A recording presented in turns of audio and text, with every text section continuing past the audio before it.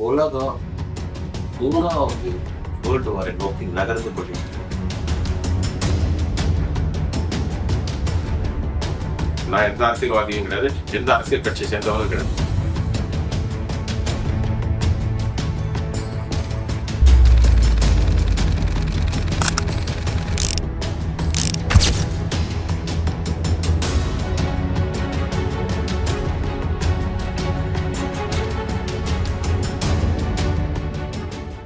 ஒரு ரீசெண்ட் டைம்ஸ்ல ஒரு வீடியோ ஒன்று நான் பார்த்தேன். ஒருத்தர் சொல்றாரு, சார் உலகம் 3வது வேர்ல்டு வாரை நோக்கி நகர்ந்து கொண்டிருக்கிறது.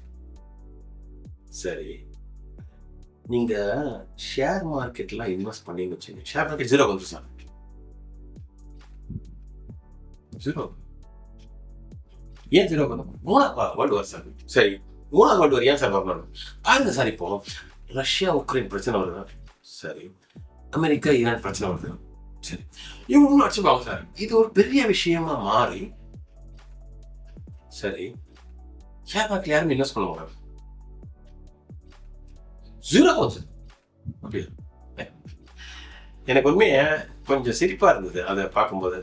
என்ன, எதுக்கு இந்த மாதிரிலாம் வீடியோ ரிலீஸ் பண்றாங்க, என்ன கான்செப்ட், என்ன லாஜிக்னு எனக்கு தெரியும். ஈரானுக்கும் அமெரிக்காவுக்கும் சின்ன பிரச்சனை ஓடிட்டு இருக்கு அப்படின்றது உண்மைதான். அதுக்காக உலகத்துல போய் எல்லா கண்ட்ரியும் அவங்களுக்குள்ள அடிச்சுக்கிட்டு வேர்ல்டு வார் போயிடுமா, வேர்ல்டு வார் 3க்கு வந்துடுமா, ஷேர் மார்க்கெட் ஜீரோக்கு வந்துடுமா? தயவு செஞ்சு இந்த மாதிரி வீடியோ பார்க்கறது நிறுத்தணும். ஏன்னா பக்கா நெகட்டிவ் வீடியோ. நம்ம நாட்டை பத்தி, நம்மளுடைய பொருளாதார பத்தி, ஏன் உலகத்தை பத்தியே நெகட்டிவா பேசுறாங்க. அந்த மாதிரி வீடியோ பார்க்காதீங்க. ஏன்னா தட் ஸ்ப்ரெட்ஸ் நெகட்டிவிட்டி. அதாவது ஒரு நெகட்டிவ் வைப்ரேஷன் ஒன்று சொல்லுவாங்க சார். 10 பேர் இருக்கணும், அது 2 பேர் வந்து நெகட்டிவா பேசியிருப்பாங்க, அவங்க கூட பேசிட்டு பெஸ்ட். நமக்கே வந்துட்டு வாழ்க்கையை பத்தி பயங்கர கான்ஃபிடன்ஸ் இருக்கிற சூழல்ல இவங்க வந்து பேசுறதை பார்த்தா நமக்கே வந்து வீட்டில் உட்காந்து அப்படி நைட்டு தூக்கமே வராது. அவங்க சொன்ன மாதிரி ஆயிடுமோ, நம்ம வாழ்க்கையை நாசமா போயிடுமோ அப்படின்னு நம்ம நினைக்க தோணும். அதனால இந்த மாதிரி வீடியோவோ இந்த மாதிரி ஆளுங்களும் இருக்கும், தயவு செஞ்சு இருப்போம். ஏன்னா ஃபர்ஸ்ட் ஆஃப் ஆல் அது வந்து உண்மை கிடையாது. வேர்ல்டு வார் 3 வார்த்தைக்கு இனிமேல் சான்ஸே கிடையாது சார். சரி, அங்கங்க சில சிராக்கெல்லாம் நடக்கும், சில பிரச்சனைலாம் நடக்கும், எந்த விதமான சந்தேகமும் கிடையாது. அது miss understanding between different countries நடக்க தான் செய்யும். அது ஒரு எக்கனாமிக்ஸ்க்காக இருக்கலாம், இல்லை பொலிட்டிக்கல் இதுக்காக இருக்கலாம், இல்லை வேற ஏதாவது ரீசன்காக இருக்கலாம். பட் அங்கங்க சிராக்கு சண்டையும் நடக்க தான் செய்யும். அதுக்காக வேர்ல்டு வார் 3 எல்லாம் வரதுக்கு சான்ஸே கிடையாது. அது ஷேர் மார்க்கெட்ல ஜீரோ வரதுக்குலாம் சான்ஸே கிடையாது. ஏன்னா Indian economy is very very strong. நிறைய கம்பெனிஸ் நல்லா பண்ணிட்டு இருக்கு, ரிசல்ட்லாம் ஃபர்ஸ்ட் கிளாஸா வந்துட்டு இருக்கு. கிட்டத்தட்ட 145 கோடி மக்கள் இருக்கிறாங்க. இங்க ப்ரொடியூஸ் பண்ற அத்தனை இங்கே விற்கக்கூடிய சூழல்ல நமக்கு இருந்துட்டு இருக்கு. பிளஸ் நம்மளோட ஃபார்மா எக்ஸ்போர்ட்ஸ், நம்ம டிஃபென்ஸ் எக்ஸ்போர்ட்ஸ், அப்புறம் வந்து ஐடி, இதெல்லாம் வந்துட்டு ஸ்ட்ராங்காகவே இருக்கு. எக்ஸ்போர்ட் பண்ணி இந்தியா வந்து நல்லா மேலே தான் போயிட்டு இருக்கு. அதனால இந்தியாவோட பொறுத்தவரை பொருளாதாரம் ரொம்ப நல்லாவே இருக்கிறதுனால ஷேர் மார்க்கெட் திடீர்னு ஜீரோக்கெல்லாம் வரதுக்கெல்லாம் சான்ஸ்.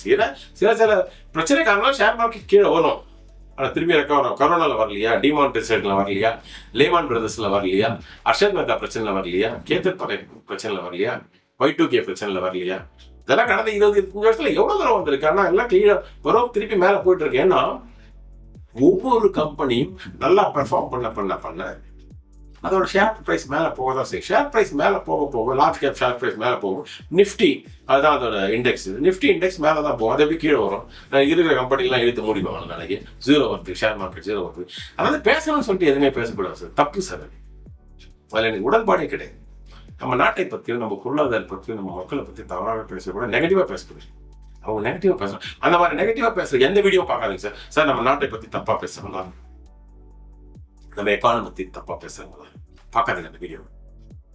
ஏன்னா அத்தனையும் போய் தவறான தகவல், ஏதோ ஒரு ஹிடன் அஜெண்டா வச்சுட்டு தப்பா பேச. ஏன்னா அது உண்மையா இருக்குன்னா பிரச்சனை கிடையாது. நம்ம நாட்டோட எக்கானமி நார்மலா, ஜிடிபி growth நல்லா இருக்கு, டாக்ஸ் கலெக்ஷன் நல்லா இருக்கு, ஸ்டேபிளா இருக்கு, ஓடிட்டு.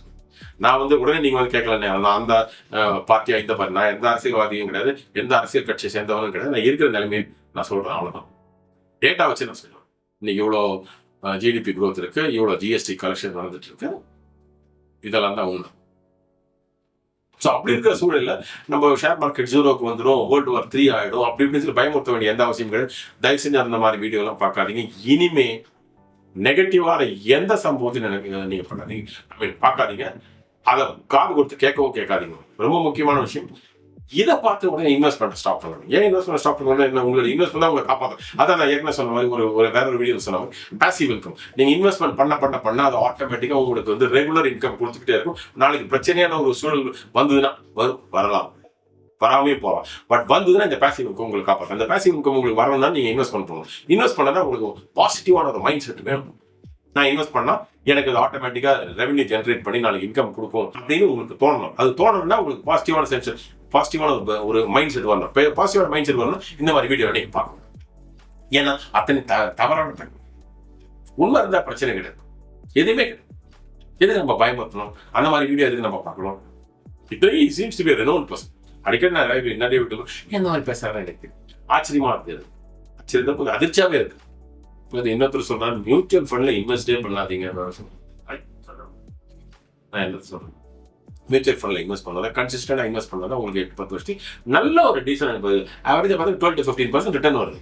ஹிஸ்டாரிக்கல் டேட்டா தான். ஃபியூச்சர்ல வருமா வராதுன்னு எனக்கு தெரியுது, அது யாரும் கேரண்டி கொடுக்க முடியாது. But you can safely assume ஒரு 12 to 15% நல்ல மியூச்சுவல் ஃபண்ட்ல இன்வெஸ்ட் பண்ணா அடுத்த 8-10 வருஷத்துல ரிட்டர்ன்ஸ் வரும்னு தாராளமா நீங்க நம்புற மாதிரி சூழல் தான் இன்னைக்கு இருக்கு. ஏன்னா நான் முதல்ல சொன்ன மாதிரி இந்தியன் பொருளாதாரம் ரொம்ப நல்லா இருக்கு, எக்கானமி நல்லா இருக்கு, கம்பெனிஸ் எல்லாம் நல்லா பெர்ஃபார்ம் பண்ணிட்டு இருக்காங்க. நம்ம உற்பத்தி செய்யற பொருள் நம்ம நாட்டிலேயே விற்கக்கூடிய ஒரு சூழல் இருக்கு. அப்படின்னா மக்களுக்கு பணம் இருக்கு. எப்படி பணம் இருக்குன்னா அவங்களால அந்த பணத்தை ஏர்ன் பண்ண முடியும். எப்படி ஏர்ன் பண்ண முடியும்னா அவங்களுக்கு வேலை இருக்கு. உடனே இல்லை சார் வேலை வாய்ப்பு வந்து ரொம்ப பிரச்சனை. நான் அரசியலுக்கு நான் போக விரும்பல, இருக்கிற டேட்டா வச்சு நான் சொன்னேன். ஸோ இந்த மாதிரி சூழல்ல நெகட்டிவான எந்த ஒப்பீனியனோ இல்லை வீடியோ இருந்ததுன்னா தயவு செஞ்சு கட் பண்ணி தூக்கி போட்டுங்க. அவரோட வீடியோ இனிமேல் பார்க்க இந்த மாதிரி பேசணும். நம்ம நாட்டை பற்றியோ நம்ம பொருளாதார பற்றியோ நம்ம ஷேர் மார்க்கெட்டை பற்றியோ இல்லை மியூச்சுவல் ஃபண்ட் இன்வெஸ்ட் பண்ணக்கூடாதுன்னு சொன்னாலோ இல்லை தங்கத்தை இன்வெஸ்ட் பண்ணக்கூடாது யார் சொன்னாலும் அவரை தயவு செஞ்சு அவாய்ட் செய்யுது. தாராளமாக மியூச்சுவல் ஃபண்ட்ல இன்வெஸ்ட் பண்ணுங்க, நல்ல ஷேர்ஸ்ல இன்வெஸ்ட் பண்ணுங்க, நல்ல மியூச்சுவல் ஃபண்ட்ல இன்வெஸ்ட் பண்ணுங்க. தங்கத்தை ETF-ல EGR-ல வாங்குங்க. இந்த மாதிரி வீடியோ, இந்த மாதிரி நெகட்டிவான வீடியோ, நெகட்டிவான நியூஸ் ஸ்ப்ரெட் பண்ணுறவங்களை பார்க்காதீர்கள். உங்களுடைய வாழ்க்கை கண்டிப்பாக வளமாக இருக்கும். ஏன்னா பாசிட்டிவ் வைப்ரேஷன் தேவை, பாசிட்டிவ் மைண்ட் செட் ஓகேங்களா? நன்றி.